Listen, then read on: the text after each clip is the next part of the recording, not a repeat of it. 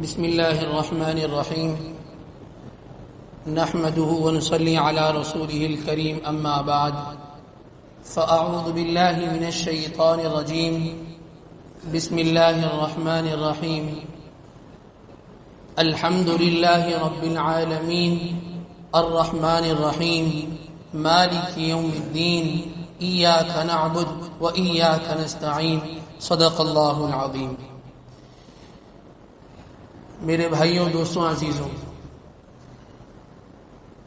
اللہ کا بہت بڑا فضل ہے، اللہ کا بہت بڑا یہ احسان ہے، اس کا یہ کروڑا ہم پر رحمتوں کی بارش ہونے کا یہ موقع ہے کہ اللہ نے ہمیں اپنی زندگی کا ایک اور رمضان المبارک کا مہینہ صحت کے ساتھ نصیب فرمایا۔ اس پر اللہ کا شکر ادا کرنا چاہیے۔ سب کہیں اللہ تیرا شکر ہے، اللہ کا شکر ادا کرنا چاہیے۔ میں بھی ایسے لوگوں کو جانتا ہوں اور آپ بھی ایسے لوگوں کو جانتے ہیں کہ جن کو گزشتہ رمضان کا مہینہ ملا، ہمارے ساتھ تھے، ہمارے ساتھ تراویح میں، درس قرآن میں، افطار کے موقع پر، سحری کے موقع پر، مسجد میں نماز کی ادائیگی کے موقع پر ہمارے ساتھ تھے، لیکن کوئی سال کے کسی مہینے میں اللہ کے پاس چلا گیا، کوئی کسی مہینے میں چلا گیا۔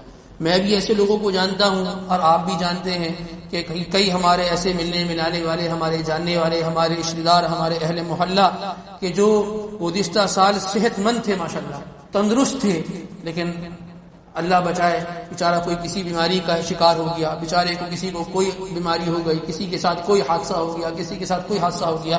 یہ اللہ کا بڑا فضل ہے۔ اللہ نے رمضان بھی عطا فرمایا اور اللہ نے صحت کے ساتھ عطا فرمایا۔ یہ اللہ تیرا بہت بڑا فضل ہے۔ یہ جتنا مجمع یہاں بیٹھا ہے یا وہ مجمع جن کو اللہ نے یہ ماہ مبارک اس سال عطا فرمایا، یہ سب کے سب خوش نصیب لوگ ہیں، یہ سب کے سب خوش نصیب لوگ ہیں۔ ہماری نادانی، ہماری بے وقوفی ہے کہ ہم خوش نصیبی اور یا خوش نصیب آدمی اس کو سمجھتے ہیں جس کو اللہ نے مال دے دیا، جس کو اللہ نے پیسہ دے دیا، جس کو اللہ نے شہرت دے دی، جس کو اللہ نے دولت دے دی، جس کو اللہ نے عہدہ دے دیا، جس کو اللہ نے کوئی منصب دے دیا، جس کو اللہ تبارک و تعالی نے کوئی اونچا نام دے دیا۔ اصل خوش نصیب وہ ہے جس کو اللہ تبارک و تعالی نے عبادت کی توفیق عطا کر دی۔ اصل خوش نصیب وہ ہے کہ جسے اللہ تبارک و تعالی نے سجدے کی توفیق عطا کر دی۔ یہ وہ توفیق ہے جو اللہ تبارک و تعالی اپنے خاص بندوں کو عطا فرماتے ہیں۔ ہم معمولی لوگ نہیں ہیں، انشاءاللہ ہم اللہ تبارک و تعالی کے بہت قریب لوگوں میں شمار ہوں گے۔ آج ہماری تراویح کی ابتدا ہوئی اور اس تراویح کے اندر آج ہم نے 1.25 پارے کی تلاوت آپ کے سامنے کی۔ پہلا پارہ مکمل اور دوسرے پارے کا 1 پاؤ۔ یاد رکھیے ایک پارے کے اندر کتنے پاؤ ہوتے ہیں؟ 4 پاؤ ہوتے ہیں، ٹھیک ہے نا؟ تو آج ہم نے 1 پاؤ کی تلاوت دوسرے پارے کی ہے، بقیہ کی انشاءاللہ آئندہ تراویح کے اندر کی جائے گی۔ تو 1.25 پارہ آج ہم نے آپ کے سامنے تلاوت کیا۔ اس 1.25 پارے کے اندر جو ابتدائی سورت ہے، اس سورت کا نام سورۃ الفاتحہ ہے۔ کیا ہے؟ سورۃ الفاتحہ۔ فاتحہ، اس کو فاتحہ کیوں کہتے ہیں؟ سوال ہے نا، اس کا نام فاتحہ کیوں رکھا؟ اور بھی سینکڑوں نام تھے، کوئی اور نام رکھ دیتے، یہ سورۃ الفاتحہ کیوں رکھا؟ دیکھیں فاتحہ ہے فتح سے۔ دیکھیں آج ہمارا تفسیر کی ابتدا ہے، ٹھیک ہے نا؟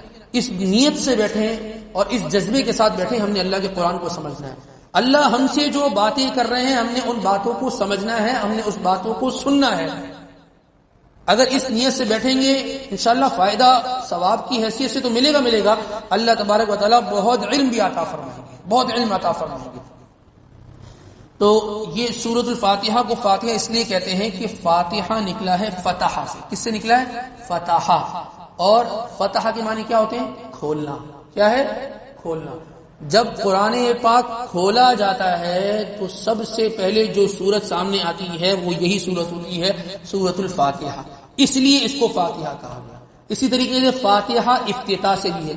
قرآن پاک کا افتتاح، اس کا آغاز، اس کی ابتدا وہ اس سورت سے ہوتی ہے، اس وجہ سے اللہ تبارک و تعالی نے اس کو سورۃ الفاتحہ کہا۔ ایک نام تو اس کا سورۃ الفاتحہ ہے جو سب کے ہاں مشہور ہے اور سب کو معلوم ہے۔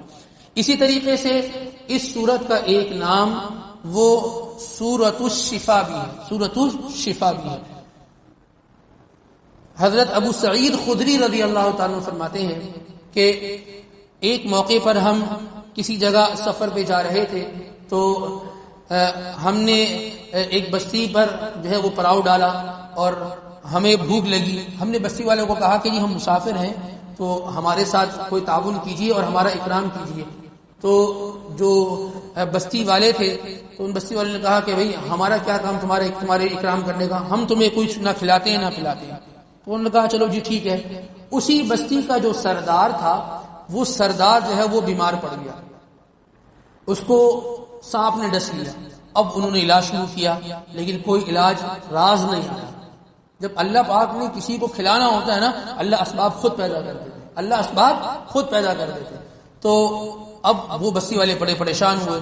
تو بستی والوں نے سوچا کہ یہ جو لوگ یہاں آ کر ٹھہرے ہیں، جن کو ہم نے کھلانے پلانے سے منع کر دیا، ہم ان سے بات کرتے ہیں کیونکہ یہ کہاں سے آ رہے ہیں؟ مکہ سے آ رہے ہیں. ہاں یہ بڑے خاص لوگ معلوم ہوتے ہیں، ان سے ملاقات کرتے ہیں. تو حضرت ابو سعید خدری رضی اللہ تعالیٰ سے ملاقات ہوئی، یہ بھی اس جماعت میں تھے. پوچھا کہ بھئی آپ میں سے کوئی شخص ایسا ہے کہ ہمارا جو سردار ہے اور جو ہمارا بادشاہ ہے وہ بیمار ہوا، اس کو سانپ نے ڈس لیا ہے، تو آپ میں سے کوئی ایسا شخص ہو کہ جو اس کے لیے دوا دارو کر سکے تو وہ دوا دارو کر دے. تو ابو سعید خدری رضی اللہ تعالیٰ فرماتے ہیں کہ جی میں نے کہا کہ ہاں میں دوا دارو کر سکتا ہوں اور میں دم کروں گا، انشاءاللہ اس دم سے اس بندے کو شفا ہو جائے گی. تو انہوں نے کہا لیکن شرط یہ ہے کہ جس کھانے پینے کو تم نے منع کیا تھا نا، اگر تمہارا سردار صحیح ہو جاتا ہے تو تم نے ہمارے لیے پھر اکرام کرنا. انہوں نے کہا بس ٹھیک ہے، کوئی مسئلے کی بات نہیں، سردار صحیح ہو جائے کھانے پینے کا کوئی مسئلہ نہیں ہے. صحابی فرماتے ہیں کہ میں گیا اور میں نے سورۃ الفاتحہ پڑھ کر اس پر دم کیا. اللہ کا فضل ہوا، اللہ کے کلام کی برکت، اس سورت کی برکت سے ان کا وہ سردار ٹھیک ہو گیا، ان کا وہ سردار ٹھیک ہو. باہر انہوں نے بعد میں اکرام کیا اور ان کیا جو ہے نا کھانے پینے کا انتظام کیا. یہ ساتھی جب لوٹ کر اللہ کے نبی کے پاس آئے، سفر مکمل ہوا اور واقعہ سنایا کہ اللہ کے نبی یہ معاملہ ہوا، تو فرمایا آپ علیہ السلام نے اس بات کی تصدیق فرمائی کہ تم نے جو سورت پڑھی ہے واقعی یہ سورت الشفا ہے اور اس کے ذریعے سے اللہ تبارک و تعالیٰ شفا عطا کرتے ہیں. اب آپ بتائیے ہم میں سے کون شخص ہے جو بیمار نہیں ہوتا؟ ہاتھ کھڑا کر لے. کوئی بھی میں بیمار ہوا ہی نہیں، بچپن سے لے کر آج تک بیمار نہیں ہوا. ہر بندہ ہی بیمار ہوتا ہے نا، لیکن بیمار ہوتے ہی ہمارا دماغ کہاں جاتا ہے؟ ہاسپٹل، ڈاکٹر، دوائی، medicine, medical store, surgeon, specialist. یہ بھی تو چیز ہے. خدا کی قسم تمام کے تمام ڈاکٹرز، اسپیشلسٹ، دوائیاں سب فیل ہو جائیں گی، یہ کبھی فیل نہیں ہوگی انشاءاللہ. ہماری نگاہ، ہمارا دل دماغ جاتا ہی نہیں اس طرف. اور یہاں کب آتا ہے؟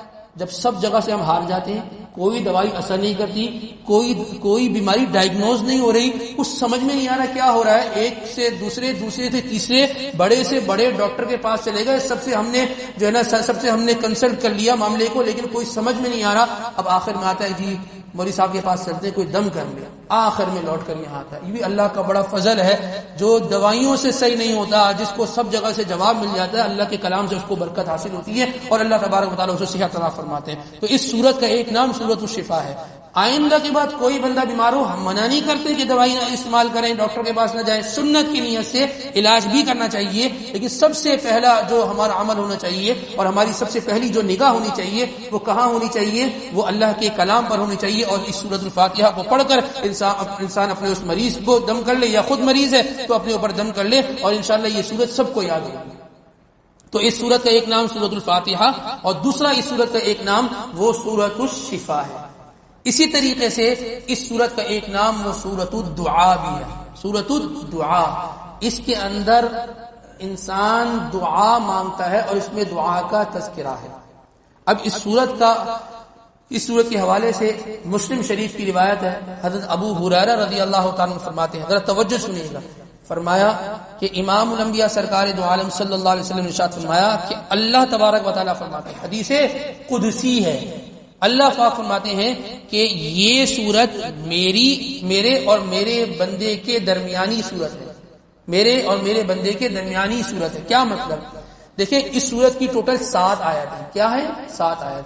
7 کا آدھا کیا ہوا؟ 3.5. تو 3.5 آیتیں جو ہیں اس میں اللہ تبارک و تعالیٰ کی حمد و ثنا ہے، اللہ کی حمد و ثنا ہے. اور بقیہ جو 3.5 آیتیں ہیں اس میں بندہ اللہ تبارک و تعالیٰ سے دعا کرتا ہے، اس میں بندہ اپنے رب سے دعا کرتا ہے. تو کیا ہوا؟ میرے اور میرے رب کے درمیان کی یہ صورت ہے.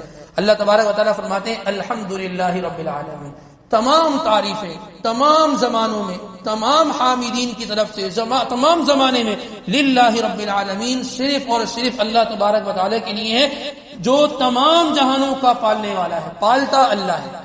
ہم بار بار کہتے ہیں لیکن یقینی نہیں ہے. اللہ پالنے والا ہے. الرحمن الرحیم، اللہ وہ ذات ہے جو رحمان ہے، رحم فرمانے والا ہے، رحیم ہے جس کی صفت یہ ہے کہ وہ رحم فرماتا ہے. مالک یوم الدین، اب دیکھیں اس میں سب اللہ کی بڑائی ہے. مالک یوم الدین، یہ اللہ وہ اللہ ہے کہ جو قیامت کے دن کا روز جزا کا مالک ہے. ایک ہی شخص کا ایک ہی ذات کا اقتدار اور حکومت ہوگی قیامت والے دن، وہ اللہ کی حکومت اور اللہ کا اقتدار ہوگا. فرمایا ایاک نعبد، یا اللہ ہم آپ کی بندگی اور آپ کی عبادت کرتے ہیں. یہ 3.5 آیت ہو گئی. الحمدللہ رب العالمین، الرحمن الرحیم، مالک یوم الدین، ایاک نعبد. یہ 3.5 آیت ہو گئی. 3.5 ہو گئی، 3.5 رہ گئی. اس 3.5 آیت کے اندر صرف اللہ کی بڑائی ہے، صرف اللہ تبارک و تعالیٰ کی بڑائی ہے. آگے فرمایا وَإِيَّاكَ نَسْتَعِينُ. اب یہاں سے بندہ دعا شروع کرتا ہے، یا اللہ میری مدد فرما، یا اللہ ہماری مدد فرما. وَإِيَّاكَ نَسْتَعِينُ، اور یا اللہ ہم تجھ ہی سے مدد مانگتے ہیں. آگے فرمایا اهدنا الصراط المستقیم، یا اللہ ہمیں سیدھا راستہ عنایت فرما. صراط الذین انعمت علیہم، یا اللہ وہ راستہ عنایت فرما، ان لوگوں کا راستہ عنایت فرما یا اللہ جن پر تیرا کرم ہوا ہے، یا اللہ جن پر تیرا انعام ہوا ہے. غیر المغضوب علیہم ولا الضالین، یا اللہ ان لوگوں کا راستہ نہ دینا، ان لوگوں کی راہ پر اے اللہ نہ چلانا، یا اللہ جن لوگوں پر تیرا غضب نازل ہوا یا جن سے تو ناراض ہوا. اب بتائیں 3.5 آیت میں اللہ تبارک و تعالیٰ کی حمد و ثنا، اور 3.5 آیت میں بندہ اللہ تبارک و تعالیٰ سے دعا کرتا ہے. حدیث مبارکہ کے اندر آتا ہے جب انسان یہ کہتا ہے نا الحمدللہ رب العالمین، تو اللہ تبارک و تعالیٰ جواب میں فرماتے ہیں، اللہ فرماتے ہیں حمیدنی عبدی، میرے بندے نے میری حمد بیان کی. جب وہ کہتا ہے الرحمن الرحیم، یا اللہ آپ رحم فرمانے والے ہیں اور آپ کرم فرمانے والے ہیں، تو اللہ کی طرف سے یہ جواب آتا ہے اثنا علی عبدی، میرے بندے نے میری ثنا کو بیان کیا. جب بندہ کہتا ہے مالک یوم الدین، یا اللہ آپ روز جزا کے مالک ہیں، اللہ فرماتے ہیں مجدنی عبدی، میرے بندے نے میری بزرگی کو بیان کیا. اور جب بندہ کہتا ہے ایاک نعبد و ایاک نستعین، یا اللہ ہم آپ کی عبادت کرتے ہیں اور آپ ہی کی بندگی کرتے ہیں اور آپ ہی سے اللہ مدد مانگتے ہیں، تو اللہ فرماتے ہیں ھذا بینی و بین عبدی، یہ جملہ میرے اور میرے بندے کے درمیان ہے. اس میں آدھا اللہ کی تعریف اور آدھا بندے کی دعا ہے. پھر جب بندہ کہتا ہے اہدنا الصراط المستقیم صراط الذین انعمت علیہم غیر المغضوب علیہم ولا الضالین، یہ سب کے سب اللہ تبارک و تعالی سے بندہ اپنے لیے مانگ رہا ہوتا ہے. اللہ فرماتے ہیں ھذا لعبدی، یہ تمام کے تمام کلمات میرے بندے کے ہیں، میرا بندہ مجھ سے مانگتا ہے. ولعبدی ما سأل، اور جو چیز میرے بندے نے مجھ سے مانگی ہے میں نے اس کو دے دی. اب بتائیے یہ وہ سورۃ الفاتحہ ہے جو ہم فرض میں بھی پڑھتے ہیں، جو ہم نفل میں بھی پڑھتے ہیں، جو سنت مؤکدہ سنت غیر مؤکدہ میں بھی پڑھتے ہیں، فجر میں بھی پڑھتے ہیں، عشاء میں بھی پڑھتے ہیں. بتائیے کبھی یہ نظریہ قائم کر کے ہم نے یہ دعا یہ سورت پڑھی ہے؟ بتائیے کتنی قیمتی چیز ہے یہ، اور ہم بار بار پڑھتے ہیں لیکن اس کی قیمت کا ہی اندازہ نہیں. ایک آدمی کے پاس ڈھیر سارا سونا رکھا ہو، اس کو اندازہ نہیں کہ یہ سونا ہے، اس کو کچرا سمجھ رہا ہے، پھر کون آدمی اس کو جو ہے نا وہ عقل مند سمجھے گا؟ اتنی قیمتی صورت ہم اس کو کچھ سمجھتے نہیں ہیں. آج اس بات کی نیت کریں، اس بات کا تہیہ کریں کہ جب بھی سورۃ الفاتحہ کی تلاوت ہم کریں گے تو انشاءاللہ العزیز ہم نے ان تمام کے تمام معانی اور مفاہیم اور مطالب کو سامنے رکھتے ہوئے انشاءاللہ ہم نے بھی سورۃ الفاتحہ کی تلاوت کرنی ہے. پھر کوئی آدمی یا کہ کہے نا کہ جی وہ نماز میں دھیان نہیں ہے، نماز میں دل نہیں لگتا. سب کا دل لگے گا. نماز میں دل اسی نہیں لگتا کہ ہماری توجہ اسی وجہ سے نہیں اس طرف آتی ہے کیونکہ ہمیں پتہ ہی نہیں ہم پڑھ کے آ رہے ہیں. آج یہ بات سمجھ میں آ گئی نا، انشاءاللہ اس کو محفوظ کریں گے. یہ چیز یاد رہے گی. اور ایک بات اور یاد رکھیے، اس میں اللہ تبارک و تعالی نے وہ دعا جو بندہ اللہ سے مانگتا ہے اس کا تذکرہ کیا، اور سب سے اہم دعا کا تذکرہ کیا. وہ دعا کیا ہے؟ اہدنا الصراط المستقیم، یا اللہ مجھے ہدایت عطا فرما. یہ ہدایت کی دولت، یہ ایمان کی دولت، یہ اتنی بڑی دولت ہے کہ جس کا کوئی انسان اندازہ نہیں لگا سکتا. جب مانگے تو انسان واقعی ایسے مانگے کہ جس طریقے سے انسان دعا مانگ رہا ہوتا ہے، اہدنا الصراط المستقیم، اہدنا الصراط المستقیم، اہدنا الصراط المستقیم، بار بار اللہ تبارک و تعالیٰ سے اس طریقے سے دعا مانگے گا، انشاءاللہ اللہ کیوں نہیں سنیں گے۔ بندہ مانگتا نہیں ہے، بندہ طریقے سے نہیں مانگتا، طریقے سے مانگے، دیکھیں اللہ کی طرف سے کیسے برکات اس پر نازل ہوتی ہیں۔ اس کے بعد دوسری جو سورت ہے وہ سورۃ البقرہ ہے۔ سورۃ البقرہ، بقرہ عربی زبان کے اندر موٹے قاف کے ساتھ وہ کسے کہتے ہیں؟ گائے کو کہتے ہیں۔ کسے کہتے ہیں؟ گائے کو کہتے ہیں۔ اس سورت کے اندر ایک گائے کا تذکرہ ہے، گائے کا تذکرہ، اور اس تذکرے کی وجہ سے اس سورت کا نام سورۃ البقرہ رکھا گیا۔ کیا تذکرہ ہے گائے کا؟ بنی اسرائیل کے اندر ایک بھتیجے نے اپنے چچا کا وراثت کی وجہ سے قتل کر دیا۔ وہ چچا غیر شادی شدہ تھا، اس کا کوئی گھر بار نہیں تھا، اس کے کوئی بیوی بچے نہیں تھے، تو اس کو قتل کر دیا۔ اچھا، قتل ہونے کے بعد اب اس کی لاش کو لا کے سڑک پر ڈال دیا کہ بھائی اب اس کو سڑک پر پھینک دیا، اب کرنا کیا ہے اس کا؟ اب لوگ کہتے ہیں کہ جی تم نے قتل کیا، اور کوئی کہتا ہے تم نے قتل کیا، کوئی کہتا ہے تم نے قتل کیا۔ اب اس کے قاتل کا پتہ نہیں چل رہا تھا۔ تو پھر ہوا یہ کہ وقت کے جو نبی تھے حضرت موسیٰ علیہ نبینا علیہ السلام، ان کے پاس لوگ گئے اور لوگوں نے جا کر یہ پوچھا کہ بھئی حضرت یہ مسئلہ یہ ہوا ہے کہ فلاں آدمی کا قتل ہوا ہے، قاتل کا پتہ نہیں چل رہا، تو ہمیں اب کرنا کیا ہے؟ تو انہوں نے یہ کہا کہ اچھا قتل یہ ہو گیا ہے، ایسا کرو کہ یہ جو آدمی ہے جس کا قتل ہوا ہے اس کے جسم کے ساتھ جو ہے وہ کوئی گائے ذبح کرو اور اس گائے کا گوشت اس کے ساتھ لگا دو۔ جب لگا دو گے تو وہ آدمی جو جس کا قتل ہوا ہے وہ اٹھے گا اور خود بتا دے گا کہ میرا قاتل فلاں شخص ہے۔ اب کرنا کیا چاہیے تھا کہ جیسے کہ بات بتلا دی، اب بات مان لینی چاہیے تھی، لیکن وہ نہیں، وہ بال کی کھال اتارنے میں لگ گئے۔ اچھا جی گائے ذبح کرنی ہے اور پھر گائے کا جو گوشت ہے پھر وہ گائے کا گوشت لگانا ہے۔ اچھا آپ یہ بتائیے کہ وہ گائے کیسی ہونی چاہیے، اس گائے کی عمر کیا ہونی چاہیے، ہمیں یہ بتائیے۔ تو بتایا کہ گائے نہ زیادہ جوان ہو نہ زیادہ بوڑھی ہو، درمیانی عمر کی گائے ہونی چاہیے۔ تو انہوں نے کہا کہ جی اچھا یہ بتائیے قال ادع لنا ربک یبین لنا ما لونها، کہ آپ یہ بتائیے کہ اس کا رنگ کیسا ہونا چاہیے۔ تو بتایا کہ جی اس کا رنگ جو ہے وہ لال رنگ کی ہونی چاہیے، ایسی گائے ہونی چاہیے۔ تو کہا کہ ان البقرہ تشابہ علینا، ہمیں سمجھ میں نہیں آ رہا کہ گائے کیسی ہو، اس کو تھوڑا آپ ڈیفائن کیجیے اور تھوڑا اس کو بیان کیجیے گائے کیسی ہو۔ اب اللہ پاک نے بھی تفصیل بیان کری، بقرۃ لا ذلول تثیر الارض ولا تسقی الحرث مسلمۃ لا شیۃ فیہا، کہا کہ گائے ایسی ہو کہ جس کے ذریعے سے نہ کنویں کا پانی جو ہے وہ کھینچا گیا ہو، نہ ایسی گائے ہو کہ جس کے ذریعے سے ہل چلایا گیا ہو، جس کے جسم پر کسی قسم کا کوئی داغ دھبا نہ ہو، کوئی عیب نہ ہو، بالکل صاف ستھری گائے ہونی چاہیے۔ کہنے لگا الآن جئت بالحق، ہن سمجھ میں آئی بات، ابھی سمجھ میں آئی بات کہ بھائی گائے کیسی ہونی چاہیے۔ اچھا جی اب گائے تلاش کرو جس کی عمر بھی درمیانی ہو، نہ بوڑھی ہو نہ جوان ہو، ایسی گائے ہونی چاہیے کہ جس گائے کو سے ہل بھی نہیں چلوایا ہو، ایسی گائے ہو کہ جس کے جسم پر کوئی داغ دھبا بھی نہ ہو۔ اب تلاش کرو۔ اب آدمی نکل گیا تلاش کرو، بھائی ایسی گائے کہاں ملے گی؟ تلاش کرتے رہے ایک آدمی کے پاس مل گئی۔ کہا کہ بھائی گائے چاہیے، ساری صفات اس کے اندر پوری ہیں گائے کی۔ اس نے کہا میں تو نہیں دیتا بھائی، چاہیے مسئلہ اٹکا ہوا ہے ہمارا، میں تو نہیں دیتا۔ کہا کہ بھائی اللہ کے واسطے دے دو۔ کہا دیتا ہوں، لیکن اس طریقے سے دوں گا، اس گائے کو تولو، جتنا اس کا وزن ہوگا اس کے برابر سونا لوں گا اور پھر میں یہ گائے دے دوں گا۔ انہوں نے کہا اچھا جی اب تو بات تو پوری کرنی تھی۔ کہا کہ چلو جی ٹھیک ہے، سونا لے لو اور پھر یہ گائے ہمیں دے دو۔ اب دیکھیں اس گائے کو جو ہے یہ برابر سونا دیا گیا، اس کے بعد اس گائے کو لے لیا، اور اس گائے کو لینے کے بعد پھر اس گائے کو ذبح کیا، اور ذبح کرنے کے بعد اس کے جسم کے ساتھ اس گائے کے گوشت کے حصے کو لگایا۔ وہ اٹھا، اس نے بتایا کہ کوئی باہر کا قاتل نہیں، اپنے گھر کا ہی تھا، اسی نے جو ہے مجھے قتل کیا۔ اس وجہ سے اس سورت کا نام سورۃ البقرہ رکھا گیا۔ اب دیکھیں اس واقعے سے ہمیں دو سبق ملتے ہیں۔ ایک سبق یہ ملتا ہے کہ جو اللہ تبارک و تعالیٰ کا حکم ہونا، انسان کو اس حکم کو فوراً تسلیم کر لینا چاہیے، بال کی کھال نہیں اتارنی چاہیے۔ وہ لوگ جن کو بات پر عمل نہیں کرنا ہوتا نا، وہ بات کی کھال اتارتے ہیں، سوال پر سوال، سوال پر سوال، سوال پر سوال، اور ان کو کرنی اپنی ہوتی ہے۔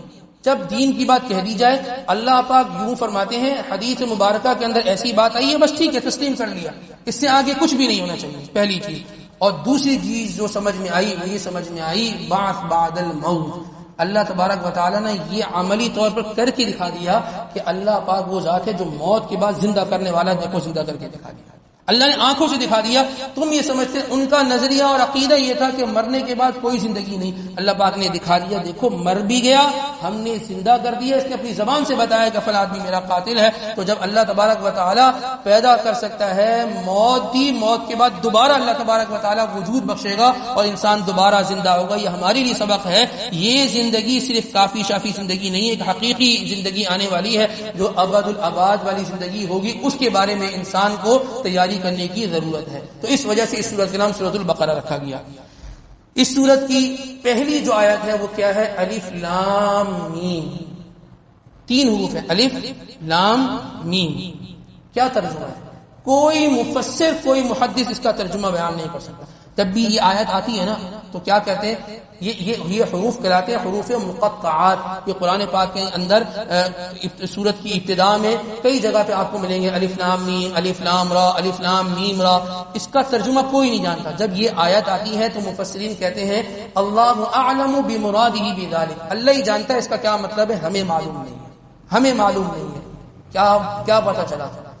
کیا پتہ چلا؟ پتہ یہ چلا جب قرآن پاک شروع ہوا نا, پہلی آیت میں اللہ پاک نے انسان سے یہ کہہ دیا کہ اپنی جہالت کا اعتراف کرو, اپنی جہالت کا اعتراف کرو. تمہیں کچھ نہیں معلوم, تم بڑے پڑھے لکھے ہوگے, بڑے عالم فاضل ہوگے, وہ اپنی جگہ, لیکن اللہ کے سامنے تمہارا علم رتی کے برابر ہے. پہلی آیت میں کہہ دیا کہ اپنی جہالت کا اعتراف کرو. تو یہ پہلی آیت ہے. پھر فرمایا ذالک الکتاب لا ریب فیہ, یہ ایسی کتاب ہے کہ جس میں کسی قسم کا کوئی شک نہیں, جس میں کسی قسم کا کوئی شک نہیں. فرمایا ھدی للمتقین, یہ کتاب متقی لوگوں کے لیے ہدایت ہے, متقی لوگوں کے لیے ہدایت ہے. اب یہاں سے اللہ تبارک و تعالیٰ 3 لوگوں کو تذکرہ کر رہے ہیں. پہلے متقی لوگ, نمبر 2 کفار, نمبر 3 منافق. یہ 3 لوگوں کا تذکرہ ہے. سب سے پہلے متقی لوگ. فرمایا یہ کتاب ہدایت کا ذریعہ ہے لیکن متقی لوگوں کے لیے. متقی کون ہیں؟ 5 صفات ذکر کی. کتنی؟ 5 صفات ذکر کی. نمبر 1 فرمایا متقی لوگ وہ ہیں الذین یؤمنون بالغیب, جو ایمان بالغیب رکھتے ہیں. جنت کوئی نہیں دیکھی, جہنم کوئی نہیں دیکھی, لیکن یقین ہے کہ اللہ نے جنت بنائی ہے مومن کے لیے, اللہ نے جہنم بنائی ہے گناہ گار کے لیے. یہ یقین ہونا چاہیے. جیسے اس بات کا یقین ہے نا, اس بات کا یقین ہے کہ کل صبح منگل ہے. یقین ہے یا نہیں؟ پتہ نہیں منگل ہوگا یا کیا ہوگا, ایسا تو کوئی نہیں کہتا نا. منگل ہونے کا یقین ہے نا, آج پیر ہونے کا یقین ہے نا. اس طریقے سے یقین ہونا چاہیے, بلکہ اس سے زیادہ یقین ہونا چاہیے اللہ تبارک و تعالیٰ کی ذات پہ. ایمان بالغیب, سچ بولنے سے نجات ملتی ہے. ایمان بالغیب میں کیسے نجات ملے گی, کیا انعامات ملیں گے, وہ آخرت میں ہوگا. لیکن مجھے یقین ہے کہ انشاءاللہ سچ بولنے والا آدمی کامیاب ہوگا. یہ یقین ہونا چاہیے. یہ ایمان بالغیب ہے. پہلی صفت, متقی آدمی وہ اللہ کی ذات پر اور اللہ تبارک و تعالیٰ کے احکامات پر ان کی طرف سے جو انعامات اترنے اس پر ایمان بالغیب رکھتا ہے. نمبر 2 یقیمون الصلاۃ, متقی آدمی, مومن آدمی بے نمازی نہیں ہو سکتا, وہ نمازی ہے. دوسری صفت بدنی عبادت آ گئی. نمبر 3 وَمِمَّا رَزَقْنَاهُمْ يُنْفِقُونَ, اور ہم نے جو ان کو دیا ہے اموال کو اس میں سے خرچ کرتے ہیں. اللہ کی راہ میں خرچ کرنا یہ متقی آدمی کی تیسری صفت ہے. چوتھی صفت کیا ہے؟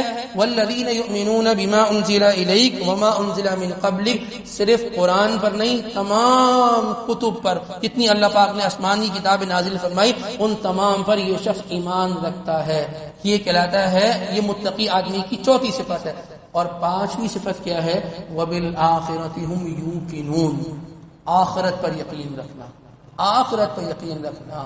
ایک صحابی کو تیر لگا, جب تیر لگا وہ گرے, کہنے لگے فزت ورب الکعبہ, اللہ کی قسم, کعبے کے رب کی قسم میں کامیاب ہو گیا. مشرک دیکھ کر ہنسنے لگا. او بیوی تیری بیوہ, بچے تیرے یتیم, مال تیرا ورثہ میں بٹ گیا, تیری جان چلی گئی, تو کہتا ہے فزت ورب الکعبہ. اس بے وقوف کو کیا پتا تھا, اس مشرک کو کیا پتا تھا, یہ جس آخرت کے بارے میں, جس اللہ کے بارے میں پوری زندگی سنتا رہا کہ میں نے اللہ کی بارگاہ میں حاضر ہونا ہے, میں اللہ کے پاس جاؤں گا, وہاں مجھے یہ انعامات ملیں گے, آج وہ چیز دیکھنے کا موقع مل گیا اور آج میں اس آخرت کے سفر میں روانہ ہوں. بتائیے ہمارا آخرت پہ کتنا یقین ہے, ہمارا آخرت پہ کتنا یقین ہے. ہمارا عمل بتلائے گا کہ واقعی ہمارا آخرت پہ یقین ہے یا نہیں ہے, اور اگر ہے تو کس درجے میں ہے. موت بہرحال آنی ہے, اور کس وقت آنی ہے یہ اللہ تبارک و تعالیٰ ہی جانتے ہیں، ہم میں سے کوئی شخص اس چیز کو نہیں جانتا۔ اس کے بعد اللہ تبارک و تعالیٰ نے جہاں یہاں تذکرہ ختم کیا متقی لوگوں کا، یہ 5 صفات ہیں، اللہ ہمارے اندر ان صفات کو پیدا فرمائے۔ اس کے بعد اللہ تبارک و تعالیٰ کفار کا تذکرہ فرماتے ہیں، فرمایا کفار وہ ہے ان الذین کفروا سواء علیہم انذرتہم ام لم تنذرہم لا یؤمنون، آپ ان سے بات کہیں گے، حق بات رکھیں گے، ان سے بات کرنا نہ کرنا وہ برابر ہے۔ کیوں؟ ختم اللہ علی قلوبہم وعلی سمعہم وعلی ابصارہم غشاوہ، اللہ نے ان کے دلوں پہ مہر لگا دی، کانوں پہ مہر لگا دی، ان کی آنکھوں پہ مہر لگا دی، ان کو حق کی بات سمجھ میں نہیں آتی۔ کسی آدمی سے بنگلہ چھن جائے نا، گاڑی چھن جائے نا، نوکری ختم ہو جائے نا، کوئی مسئلے کی بات نہیں، پھر مل جائے گا، پھر مل جائے گا، ٹھیک ہے نا۔ لیکن بعضوں کو اللہ تبارک و تعالیٰ یہ سزا دیتے ہیں، اللہ ہدایت کی نعمت چھین لیتے، ہاں، جس سے اللہ ہدایت کی نعمت چھین لینا، وہ آدمی پھر نہ ادھر کامیاب ہوگا نہ ادھر کامیاب ہوگا، نہ ادھر کامیاب ہوگا۔ جب کوئی آدمی سے کسی سے کوئی چیز چلی جائے نا، کچھ نقصان ہو جائے کرے، تو وہ آدمی یہ کہا کرے یا اللہ تیرا احسان ہے گاڑی گئی ہے نا، یا اللہ کچھ پیسوں کا نقصان ہی ہوا ہے نا، کوئی مسئلے کی بات نہیں، اللہ یہ پھر آ جائے گا تیرا فضل ہے، تو نے ایمان کی دولت دے رکھی ہے، یا اللہ تبارک و تعالیٰ تو نے ہمیں ایمان کی دولت سے نوازا ہوا، یا اللہ تیرا احسان ہے، یہ بہت بڑی نعمت ہے۔ ایمان والا آدمی سب سے زیادہ امیر ترین آدمی ہے، ڈالر اور ریال والا آدمی وہ امیر ترین آدمی نہیں ہے، یہ اللہ تبارک و تعالیٰ نے اس میں بتلا دیا۔ اس کے بعد اللہ تبارک و تعالیٰ جو تیسرا طبقہ ہے کون سے؟ منافقین، اس کا تذکرہ فرماتے ہیں، منافقین کی چند صفات ذکر کی، فرمایا منافق لوگ وہ ہیں کہ جو جھوٹے ہیں، جو کون سے ہیں؟ جو جھوٹے۔ کیوں؟ زبان سے کہتے ہیں ہم آپ پر ایمان لائے، لیکن دل کے اندر کوئی ایمان نہیں۔ جھوٹ بولنا، اذا حدث کذب، جھوٹ بولنا یہ منافق کی علامت ہے، یہ منافق کی علامت ہے۔ دوسری علامت کیا ہے؟ یخادعون اللہ والذین آمنوا، وہ اللہ اور اللہ کے جو نیک بندے ہیں، جو اہل ایمان ہیں، ان کو دھوکہ دیتے ہیں۔ دھوکہ دینا یہ منافق کی علامت ہے، مومن اور متقی آدمی کی علامت نہیں ہے کہ وہ کسی کو دھوکہ دے۔ وَإِذَا عَاهَدَ غَدَرَ، اللہ کے نبی نے فرمایا کہ منافق کی علامت یہ ہے کہ جب وہ معاہدہ کرتا ہے، وعدہ کرتا ہے، تو کیا کرتا ہے؟ غدر، دغے بازی کر جاتا ہے اور دھوکہ دہی کر جاتا ہے۔ منافق کی تیسری علامت کیا ہے؟ فرمایا منافق کی تیسری علامت یہ ہے کہ وہ جو شخص ایمان والے ہوتے ہیں، جو اعمال میں لگے ہوتے ہیں، جو بیچارے نمازی ہوتے ہیں، جو اللہ کی راہ میں اپنا مال خرچ کر رہے ہوتے ہیں، کہتے ہیں یہ سب بے وقوف ہیں۔ یہ کون ہے؟ بے وقوف ہیں۔ دیندار لوگوں کو جو شخص بے وقوف کہتا ہے، یہ منافقین کی علامت میں سے ایک علامت ہے، منافقین کی علامت میں سے ایک علامت ہے۔ اللہ فرماتے ہیں یہ بے وقوف نہیں ہے، وہ بے وقوف تم ہو، چند وقتہ زندگی کے خاطر تم اپنی ابد الاباد والی آخرت کو تباہ کر رہے ہو، اصل تو نادان و بے وقوف تم ہو، یہ لوگ تھوڑی ہیں۔ تو یہ منافقین کی علامت اللہ پاک نے ذکر فرمائی۔ اس کے بعد اللہ تبارک و تعالی انسان کی تخلیق کے موقع پر جب اللہ تبارک و تعالی سے فرشتے ہم کلام ہوئے، اس موقع پر جو بات ہوئی اس کا تذکرہ فرمایا۔ وَإِذْ قَالَ رَبُّكَ لِلْمَلَائِكَةِ إِنِّي جَاعِلٌ فِي الْأَرْضِ خَلِيفَةً، جب اللہ تبارک و تعالی نے اس بات کا ارادہ فرمایا کہ ہم کیا کرنا چاہتے ہیں، ہم اپنا خلیفہ حضرت انسان کو پیدا کرنا چاہتے ہیں۔ خلیفہ کا مطلب کیا ہے؟ مطلب یہ ہے اللہ کا نائب، جو اللہ کا حکم ہے وہ اللہ کا حکم روئے زمین پر نافذ کرنے کے لیے اللہ نے انسان کو پیدا کیا، اور یہ انسان اگر اللہ کے حکم کو توڑے تو پھر تو فرمایا کہ جب انسان کی تخلیق کا موقع ہوا نا، تو اللہ تبارک و تعالیٰ سے فرشتوں نے کہا قالوا اتجعل فیہا من یفسد فیہا ویسفک الدماء، کیا آپ ایسے کو پیدا کرنا چاہتے ہیں کہ جو کیا کرے گا؟ خون خرابہ کرے گا اور فساد پیدا کرے گا۔ اللہ تبارک و تعالیٰ نے جواب میں یہ کہا کہ انی اعلم ما لا تعلم، دیکھو جو میں جانتا ہوں نا وہ تم نہیں جانتے۔ جب یہی بندہ متقی والی زندگی گزارتا ہے، تقوی والی زندگی گزارتا ہے، اللہ کے آگے روتا ہے، دھوتا ہے، اللہ اللہ کی صدائیں بلند کرتا ہے، تو پھر یہی آدمی ہوتا ہے اللہ تبارک و تعالیٰ فرشتوں کو فخر فرماتے ہیں دیکھو یہی ہے اس کے بارے میں تم نے کہا تھا یہ کیا کرے گا، یہ فساد پھیلائے گا، یہ خون خرابہ کرے گا، آج دیکھو کیسا رو رہا ہے، دھو رہا ہے اور گڑ گڑا رہا ہے کہ اللہ مجھے معاف کر دے، یا اللہ مجھ سے غلطی ہو گئی، اللہ تو مجھ سے راضی ہو جا۔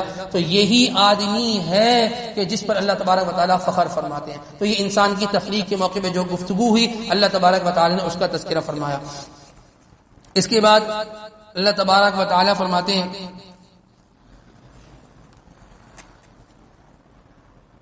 ومن اظلم ممن منع مساجد اللہ ان یذکر فیہا اسمہ وسعی فی خرابیہا، اس شخص سے زیادہ ظالم کون سا شخص ہو سکتا ہے؟ ممن منع مساجد اللہ ان یذکر فیہا اسمہ وسعی فی خرابیہا، جو اللہ کے گھر میں اللہ کو یاد کرنے سے لوگوں کو روکے، اللہ کا ذکر کرنے سے روکے، اور اس بات کی کوشش کرے کہ اللہ کا گھر کسی طریقے سے ویران ہو جائے، اللہ کا گھر ویران ہو جائے۔ یاد رکھیے گا اس آدمی کو کبھی بھی ترقی کرتا نہیں دیکھا گیا جو آدمی مسجد اور مدارس کی مخالفت کرتا ہے۔ ہاں، وہ آدمی جو مسجد اور مدرسے کے مخالفت کرتا ہے، اس کے مقابلے میں کھڑا ہوتا ہے، وہ آدمی کبھی پنپتا ہوا پایا نہیں گیا۔ ہاں، یہ یاد رکھیے گا۔ اور یہ فرمایا نا کہ اللہ کے گھر میں ذکر سے روکتا ہے۔ کوئی آدمی یہ نہیں کہتا کہ جی مسجد کے دروازے بند کر دو، کوئی آدمی یہ نہیں کرتا جی نماز کی پڑھ لو، چلو یہاں سے نکلو، ایسا کوئی نہیں کرتا۔ آدمی نماز پڑھنے کے لیے آیا، لوگ نمازوں میں مشغول ہیں، کوئی اونچی آواز سے باتیں کرنا شروع ہو گیا، اس آدمی کی نماز اور عبادت میں خلل آیا۔ ٹھیک ہے، کوئی آدمی نماز پڑھنے کے لیے آیا لیکن ساتھ میں کوئی بندہ ایسا آیا جو بغیر اہتمام کے نماز کے لیے آ گیا، اس کے کپڑوں سے بو آ رہی، اس کے منہ سے بو آ رہی، اس لیے تو فرمایا کہ مسجد میں آؤ، خذوا زینتکم عند کل مسجد، تو بند سور کے مسجد کے اندر آؤ اور صاف ستھرے ہو کر خوشبو لگا کے مسجد کے اندر آؤ، کہیں ایسا نہ ہو کہ تمہاری وجہ سے فرشتوں کو بھی تکلیف ہو اور جس کے ساتھ تم کھڑے ہو اس کو بھی تمہاری وجہ سے تکلیف ہو۔ تو یہ جو مسجد سے روکنا ہے، ایسا نہیں روکنا کہ مسجد سے وہی نکل جانے کا کہہ دینا، انسان کی وجہ سے کسی کو تکلیف ہو تو یہ بھی اسی زمرے کے اندر آتا ہے۔ کیا ہونا چاہیے؟ فرمایا کہ جب بھی مسجد میں داخل ہو، اولئک ما کان لهم ان يدخلوها الا خائفین، جب بھی داخل ہو مسجد کے اندر تو کس طریقے سے داخل ہو؟ بڑے جھکتے ہوئے اور ڈر ڈر کے، یا اللہ تیرا فضل ہوا، یا اللہ تو نے مسجد میں آنے کی توفیق عطا فرمائی، یا اللہ اس توفیق پر قائم و دائم رکھنا موت تک، یا اللہ آخری سجدہ مسجد میں کرنے کی توفیق عطا کر دینا۔ یہ دعا مانگتے ہوئے مسجد میں داخل ہونا ہے، وجہ اس کے کسی نہ چوڑا کر کے انسان مسجد کے اندر آئے۔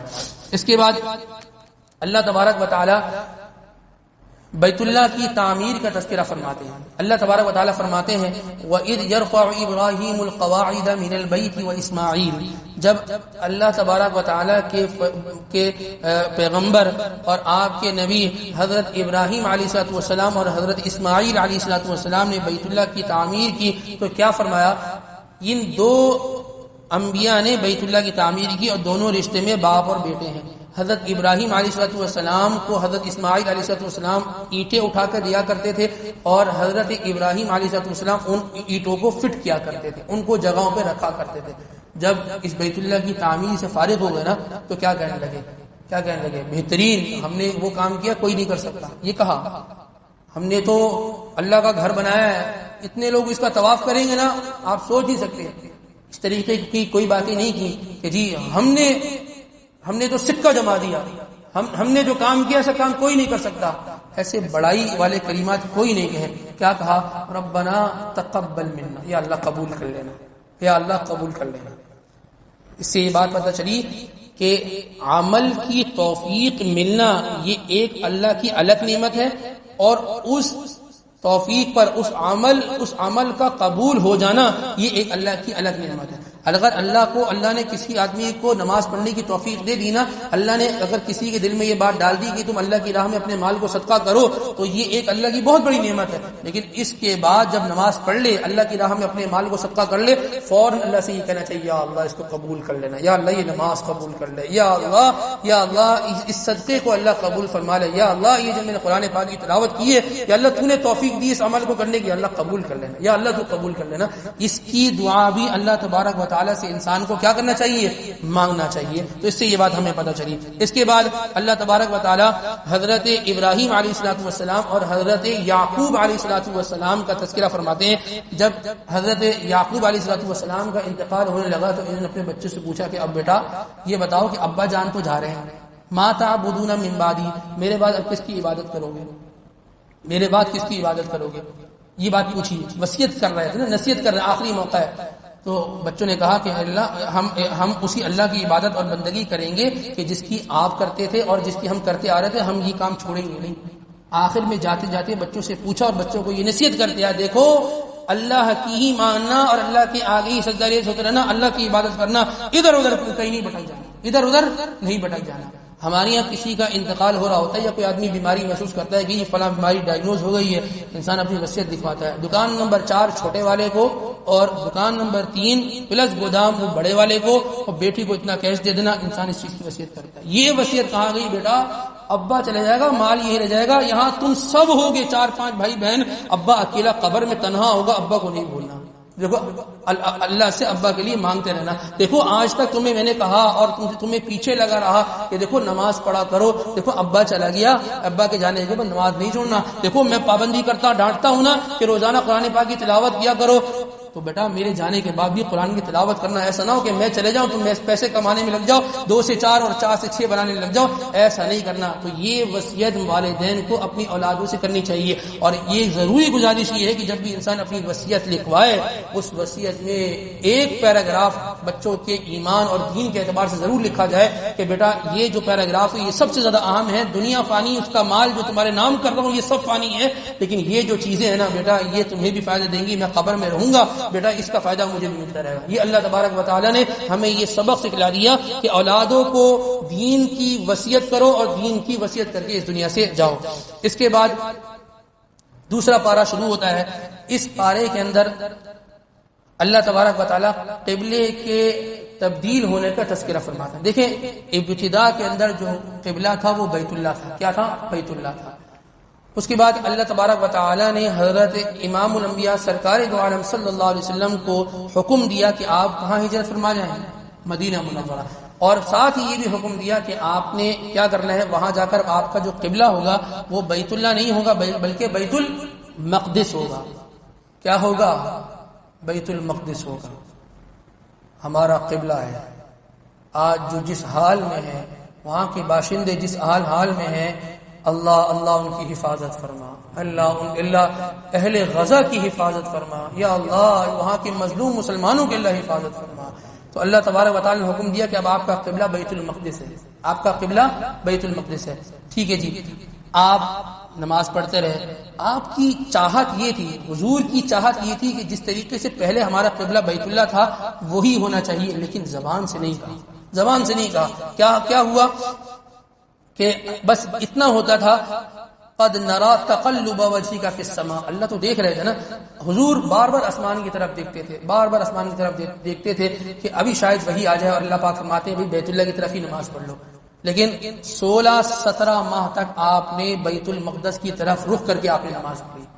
ایک روایت کے اندر آتا ہے کہ ظہر کی نماز میں، اور ایک آتا ہے کہ عصر کی نماز میں مسجد قبلتین میں آپ امامت فرما رہے تھے۔ اللہ تبارک و تعالی کی طرف سے 16-17 ماہ گزرنے کے بعد حکم ہوا کہ اب آپ کیا کریں، فولی وجهک شطر المسجد الحرام، اب مسجد حرام کی طرف آپ رخ کریں۔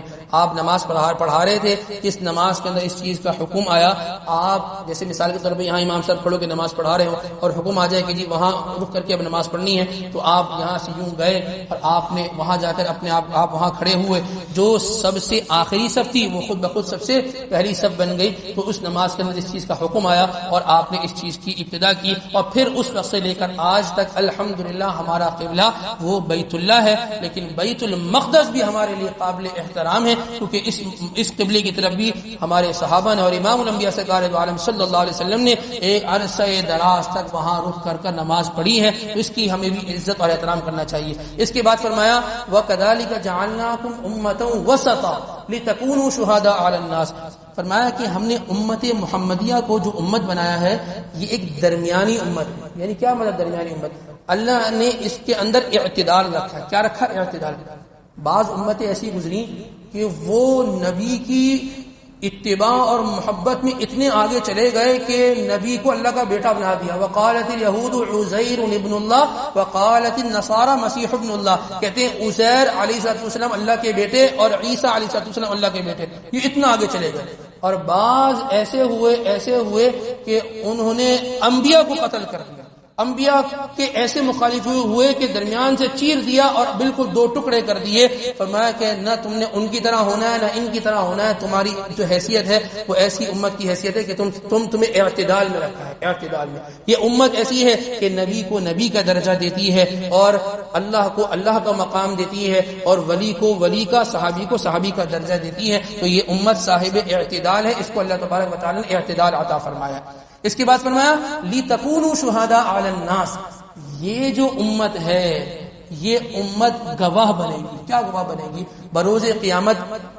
بخاری شریف کی روایت ہے، اللہ تبارک و تعالیٰ دیگر امتوں سے پوچھیں گے بھئی تمہارے پاس نبی آئے اور تم نے نبی کی بات نہیں مانی؟ وہ کہیں گے کوئی نبی نہیں آیا، کوئی نبی نہیں آیا. وہ اپنی نبی کا انکار کر دیں گے. تو اللہ تبارک و تعالیٰ جو ہے وہ نبی سے پوچھیں گے آپ گئے تھے؟ اللہ کو تو معلوم ہے بس نبی بھیجا تھا، گئے تھے لیکن حجت کام کرنے کے لیے گئے تھے. جی گئے تھے. کوئی گواہ ہے آپ کے پاس؟ میں کہا گواہ ہے. گواہ کے طور پہ اللہ تبارک و تعالیٰ کے سامنے انبیاء علیہ السلام اس امت محمدیوں کو پیش کریں گے. یہ امت جائے گی اور گواہی دے گی، یا اللہ یہ جو آپ کے نبی ہیں یہ نبی صحیح کہتے ہیں، واقعتاً یہ فلاں فلاں فلاں فلاں قوم کے پاس گئے تھے اور آپ کے بارے میں ان سے بات کی تھی اور ڈرایا تھا آپ سے متعلق، اور یہ آپ کے نبی کی بات نہیں مانتے تھے. ہم گواہی دیتے ہیں کہ اس نبی نے نبوت کا حق اور تبلیغ کا حق ادا کیا، ہم اس بات کی گواہی دیتے ہیں. اللہ تبارک تعالیٰ سوال کریں گے کہ تمہیں کیسے پتا؟ یہ تو تم سے پہلے گزر گئے اور تم تو بعد میں آئے. یہ امت محمدیہ تو سب سے آخری امت ہے، تو تمہیں کیسے پتا؟ تم نے اپنی آنکھوں سے دیکھا تھا یہ امت آئے گی؟ نہیں، ہمیں ہمارے نبی نے بتلایا.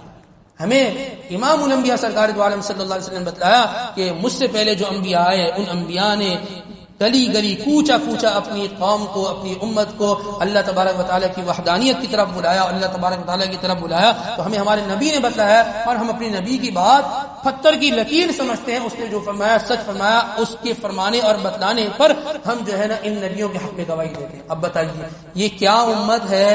یہ کیا امت ہے کہ جس کو اللہ تبارک و تعالی یہ مقام عطا فرما رہے ہیں کہ یہ امت انبیاء کے حق میں گواہی دے گی، انبیاء کے حق میں، انبیاء کے حق میں. اور یہ صرف اور صرف اس وجہ سے ہے کیونکہ ہم حضور کے امتی ہیں، حضور کے طفیل ہمیں یہ دولت اللہ تبارک و تعالی عطا فرمائیں گے. اس کے بعد فرمایا الذین آتیناہم الکتاب یعرفونہ کما یعرفون ابناءہم، یہ لوگ ایسے ہیں اہل کتاب یعنی مشرکین یہود و نصارہ، یہ لوگ ایسے ہیں کہ جو اس بات کو جانتے ہیں کہ آپ سچے نبی جانتے ہیں اور اس طریقے سے جانتے ہیں کما یعرفون ابناءہم، ایسے جانتے ہیں جیسے یہ اپنی اولاد کو جانتے ہیں. کبھی ایسا ہوتا ہے کہ آدمی اپنی اولاد کو نہ پہچانے. آدمی تو گلی کے کونے پہ باپ ہوگا، دوسرے گلی کے کونے پہ بیٹا ہوگا، وہ پہچان لے گا بیٹا میرا بیٹا جا رہا ہے. اتنی اچھی طریقے سے پہچانتا ہے نا آدمی بہت اچھی طریقے سے. بچہ باپ سے آواز بدل کے بات کرے، باپ پہچان لیتا کہ میری اولادی بات کر رہی ہے، یہ میری اولادی بات کر رہی ہے. کتنی اچھی طریقے سے پہچان لیتا ہے. تو اللہ فرماتے ہیں کہ یہ اہل کتاب آپ علیہ السلام کے حق اور سچ ہونے کو ایسے پہچانتے ہیں جیسے یہ اپنی اولادوں کو پہچانتے ہیں. یہ اس بات کو جانتے ہیں کہ اس نبی کی اتباع کرنے میں کامیابی ہے، اس کو جانتے ہیں کہ سچ بولنے میں نجات ہے، اس بات کو جانتے ہیں کہ نماز پڑھنے میں اللہ تبارک و تعالی نے کامیابی رکھی. لیکن کیا ہے؟ اونچی ناک. کیا ہے؟ انا پرستی نہ ہے، جھکنا نہیں ہے، یہ ماننا نہیں ہے. عزیز دوستوں، ہم بھی جانتے ہیں کہ نماز میں کامیابی ہے، ہم جانتے ہیں سچ بولنے میں نجات ہے، ہم جانتے ہیں اللہ تبارک و تعالیٰ کی طرف سے رحمت کے فرشتے اترتے ہیں اس گھر کے اندر جس گھر کے اندر اللہ کا نام لیا جاتا ہے، قرآن پاک کی تلاوت ہوتی ہے. لیکن پتہ نہیں کیا ہوا ہم ان چیزوں سے محروم رہے. کس چیز کا انتظار ہے؟ کس لمحے کا انتظار ہے؟ کوئی پکڑ آ جائے، کوئی اللہ کی طرف سے رسی کھچ جائے پھر گر گرا کے مانگیں گے. اس سے پہلے کہ رسی کھچے انسان خود بخود اللہ کی بارگاہ میں چلے جائے، اپنی زندگیوں کے رخوں کو بدل دے. اس کے بعد اللہ تبارک و تعالیٰ فرماتے ہیں یا ایھا الناس، اے وہ لوگوں جو اللہ اور اس کے رسول پر ایمان لائے، کلوا مما فی الارض حلالا طیبا. دیکھو اللہ نے جو دیا ہے نا اس میں سے حلال جو ہے نا تمہارے پاس، اس حلال کو کھایا کرو، اس حلال کو کھایا کرو. اس دور کا ولی ہے وہ آدمی جس کی کمائی 100% حلال ہے. ولی ہے اس دور کا. ہم کسی دوسرے کی طرف نہ دیکھیں، ہم اپنے گربانوں میں ذرا جھانکیں، بسم اللہ کریں. میں یہاں سے کماتا ہوں، میرا یہ سورسز آف انکم ہے، یہاں سے اتنا آتا ہے، وہ کرائے پہ دیا ہے، وہاں سے یہ کتنا کرایہ آتا ہے، اس سے میں نے اتنا لے لیا ہے، اس سے اتنا میں نے لیا ہے، اس سے اتنا لینا ہے، اس میں سے کتنا حلال ہے، کتنا پرسنٹ ہمارے پاس حلال ہے، کتنا پرسنٹ ہمارے پاس مشکوک ہے. انسان ذرا سوچے انسان اپنے اموال پر تھوڑی نگاہ ڈالے. اس دور کا ولی ہے وہ آدمی جس کی کمائی 100% حلال ہو. اور یاد رکھیے جس کی کمائی حلال ہوتی ہے اللہ اس کو عبادت کا لطف عطا فرماتے ہیں. ہاں اللہ اس کو عبادت کا لطف عطا فرماتے ہیں.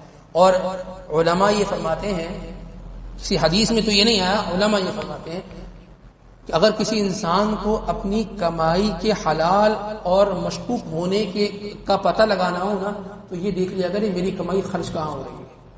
اگر کسی کی کمائی ایویں ہی خرچ ہو رہی ہے نا, اللہ کی نافرمانیوں میں خرچ ہو رہی ہے نا, تو سمجھ جائے کہ یہ مال میرے پاس آ رہا ہے نا تو یہ حلال والی لائن سے نہیں آ رہا, کہ کوئی اور لائن بھی ہے جہاں سے آ رہا ہے, اس لیے میرا یہ پیسہ ضائع ہو رہا ہے, میرا پیسہ اللہ کی نافرمانی میں خرچ ہو رہا ہے. اور کسی کا مال اگر صحیح طور پر صحیح جگہ پر خرچ ہو رہا ہے نا تو یہ سمجھ جائے کہ الحمدللہ ثم الحمدللہ میرا یہ مال 100% حلال راستے سے آ رہا ہے اور اللہ تبارک و تعالی نے حلال راستہ میرے لیے کھول کے رکھا ہے.